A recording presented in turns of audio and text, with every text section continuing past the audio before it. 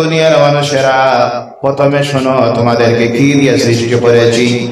ইয়া আইয়ুহান নাসু তাকু রাব্বাকুমুল্লাযী খালাকাকুম মিন নাফসিন ওয়াহিদাতিন ওয়া খালাকা মিনহা যাওজাহা ওয়া বাসসা মিনহুমা রিজালান কাসীরান ওয়া নিসা। বলো আল্লাহু আকবার। ইয়া আইয়ুহান নাস, কোরআনের পরিভাষায় বিভিন্ন জায়গায় আল্লাহ বলেছেন ইয়া আইয়ুহাল্লাযীনা আমানু।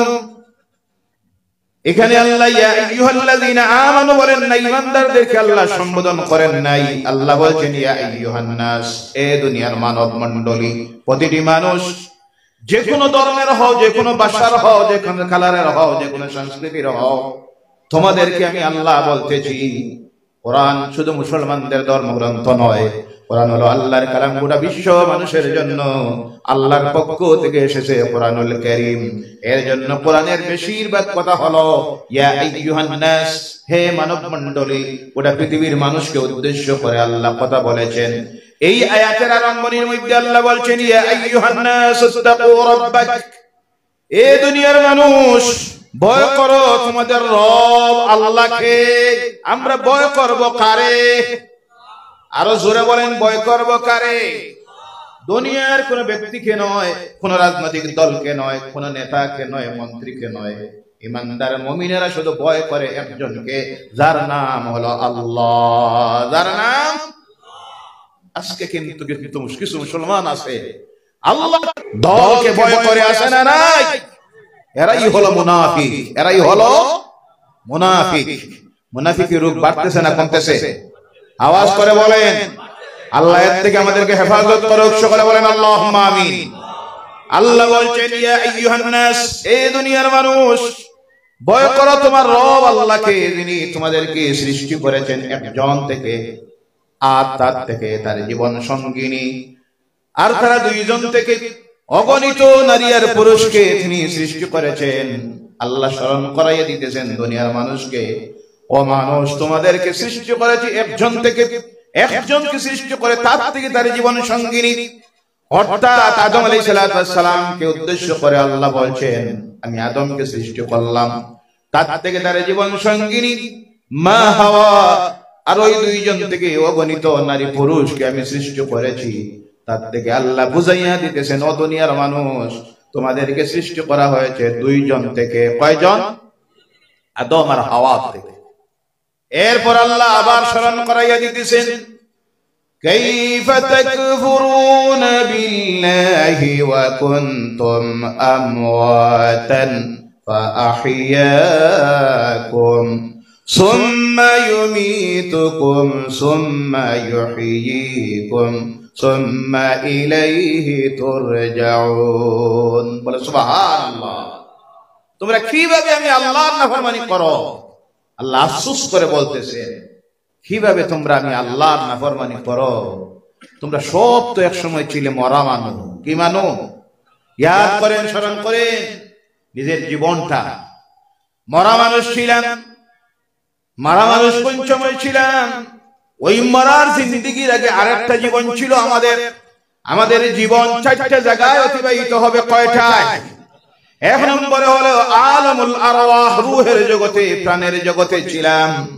আজকে এসেছি এই পৃথিবীর জগতে, ইহকালীন জীবনে। ওখান থেকে আরেকটা জায়গায় চলে যেতে হবে, পরকালীন জীবন, যেটা হবে আলমে বরজখ, কবরের জীবন। এরপরে শেষ, কবর বাদে শেষ। কথা বুঝা যা? কবর বাদে শেষ না আরো আছে? কবরের পরে শেষ নয়, আরেকটা জীবন আমাদের রয়ে গেছে। কবর থেকে একদিন আমরা উঠতে হবে, কিয়ামতের দিন। কোন দিন? ইয়াউমুল কিয়ামা, ইয়াউমুল হিসাব, ইয়াউমুল জাযা।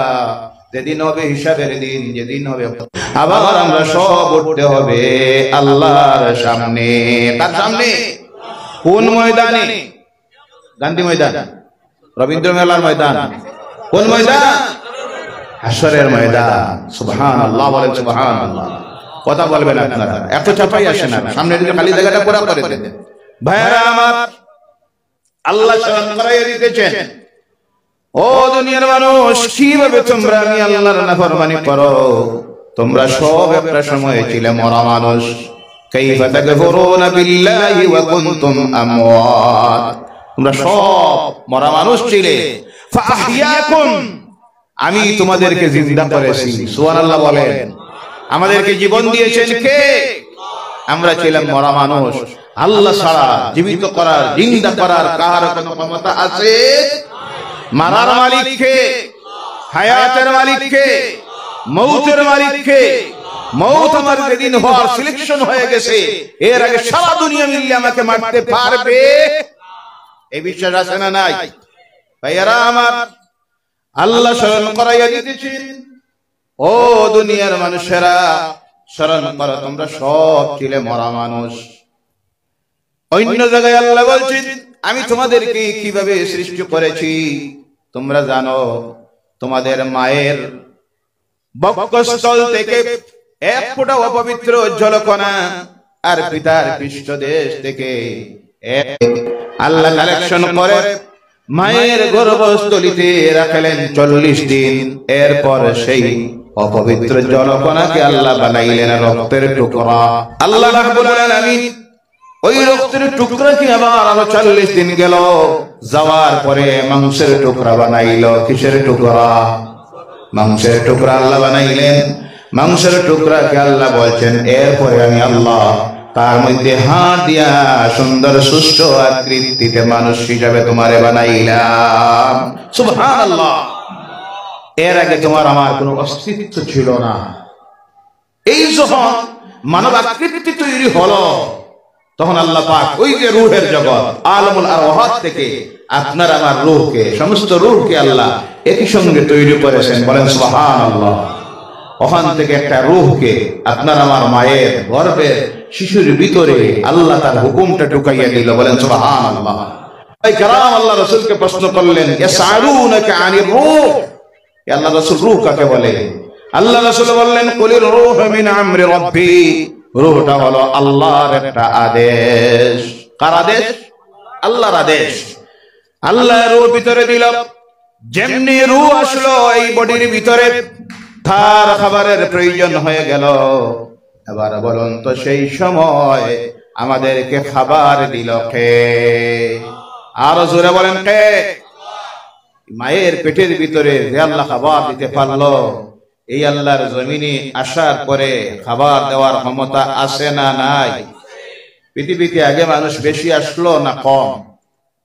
আগে বেশি আসলো না কম? সেই সময় মানুষ, অনেক মানুষ উপবাস থাকতো, পানি মিলত না। আমার ভাই সাহেব ভূমিকায় কথা বলেছেন, আল্লাহর এক নেক ওলি এখানে ছিলেন।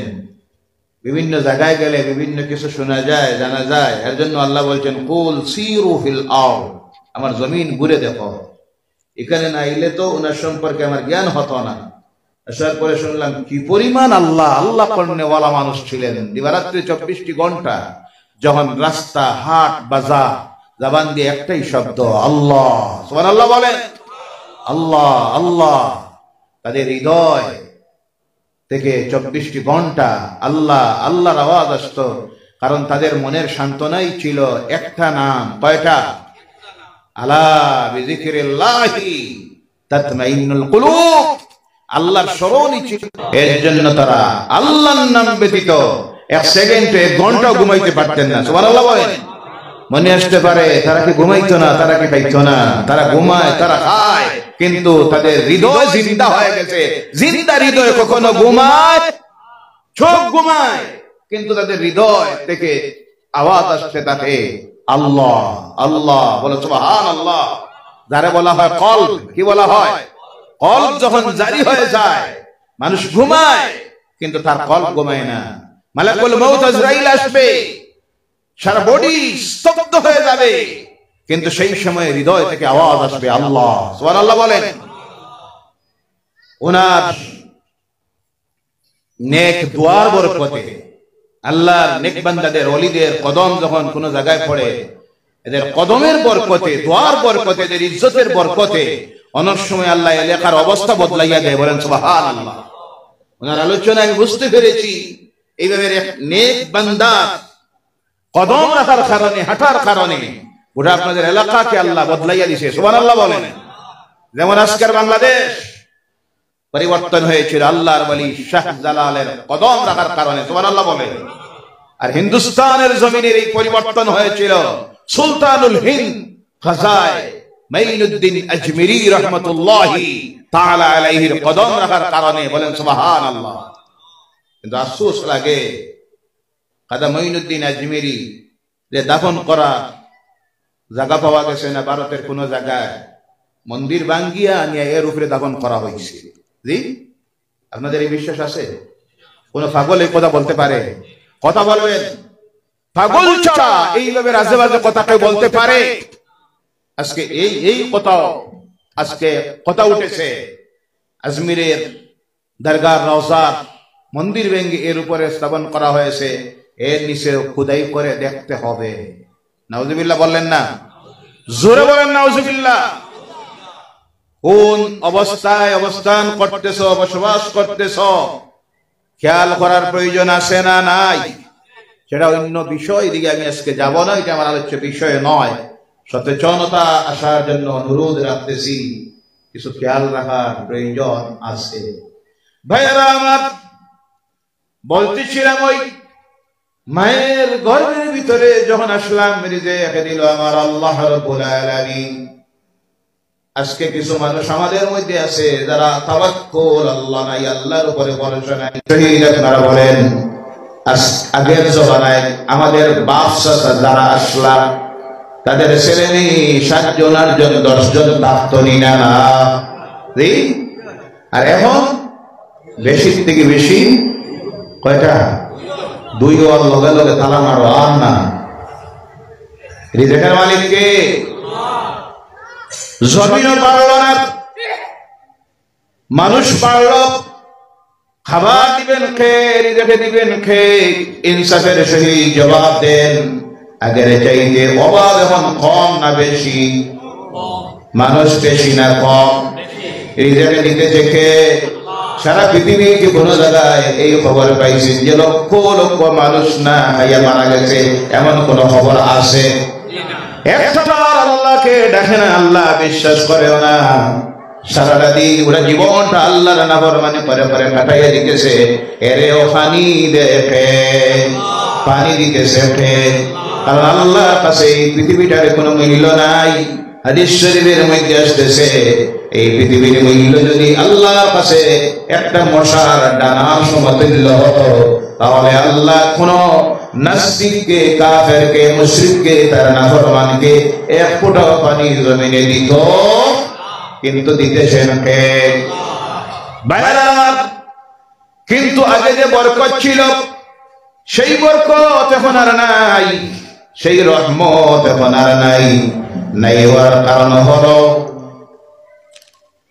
একটা সময় ছিল যেই সময় প্রতিটি মসজিদ থেকে আওয়াজ দেওয়া হতো, হাইয়া আলাস সালাহ, হাইয়া আলাস সালাহ, হাইয়া আলাল ফালাহ, হাইয়া আলাল ফালাহ, আস-সালাতু খায়রুম মিনান নাওম। সঙ্গে সঙ্গে গোটা মসজিদ মুসাল্লি পরিপূর্ণ হয়ে যাইত। কথা ঠিক না? আজকে হয় আপনাদের এলাকায়? হয়। মহল্লায় মানুষ কত পরিবার? আপনি জিজ্ঞাসা করেন যে হুজুর 100 পরিবার। কত পরিবার? ফজরের নামাজে 10 জন আছে না নাই? জি। বাকি যারা এই সময় ঘুমে তারাও তো মুসলমান। জি। হাদিস শরীফের মধ্যে আসছে, রহমত বর্ষিত হয় সেই সময়, দিনের শুরু আর রাত্রির শেষ, যেই সময়টাকে তাহাজ্জুদের সময় বলা হয়, ওই সময় থেকে শুরু করে সূর্যোদয়ের আগ পর্যন্ত আল্লাহর পক্ষ থেকে রিজিক বন্টন করা হয় আর রহমত দেওয়া হয়। এই সময়ে যারা ঘুমের মধ্যে থাকে, আল্লাহর রহমত থেকে তারা বঞ্চিত হয়ে যায়, তাদের উপরে তখন আল্লাহর পক্ষ থেকে লানত অবতীর্ণ হয়। কোনটা হয়? এর কারণে দেখবেন লক্ষ টাকা রুজি করে, ফজরের নামাজ পড়ে না, 1 ওয়াক্তের নামাজও পড়ে না, 1 লক্ষ টাকায় অভাব যায় না, আসে না নাই? কারণ এর মধ্যে রহমত নাই কি নাই। সাধারণ ক্ষেত খামারের মানুষ মাত্র কৃষিজীবী, কৃষিকাজ করে সামান্য একটা রুজি রোজগার করে মাসে 5 থেকে 10,000 মাত্র রুজি, কিন্তু এর জিজ্ঞাসা করলে কয় কোনো অভাব নাই, কোন সুন্দর মতে আল্লাহ চালাইতেছেন, কথা ঠিক কিনা। কারণ 5 ওয়াক্তের নামাজ পড়ে, কি পড়ে? তাহাজ্জুদ পড়ে, ফজরের নামাজ পড়ে, যার কারণে আল্লাহ রহমত আর বরকত নাযিল হয়, বলেন সুবহানাল্লাহ। এই হাদিসের ব্যাখ্যার মধ্যে লিখতেছেন দেখি, ফজরের সময় একটা ঠান্ডা বাতাস প্রবাহিত হয়নি না, গ্রীষ্মের দিন বরণ শীতের দিন বরণ, দিল্লিতে যান, ঢাকায় যান, মক্কা